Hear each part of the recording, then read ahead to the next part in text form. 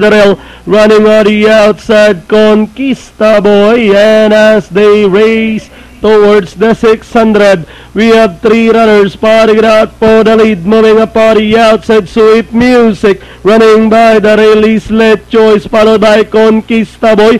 Kuya Yani is running by the railport as they round towards the 450.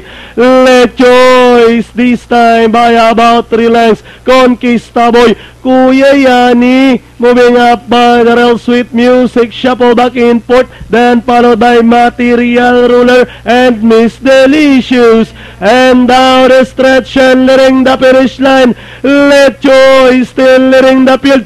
Kuya Yani moving up by the rail to grab the lead. It's Kuya Yani with Leonardo T. Quadra Jr. and finally Kuya Yani, Let Choice, Conquista Boy, Miss Delicious, Material Ruler and Sweet Music.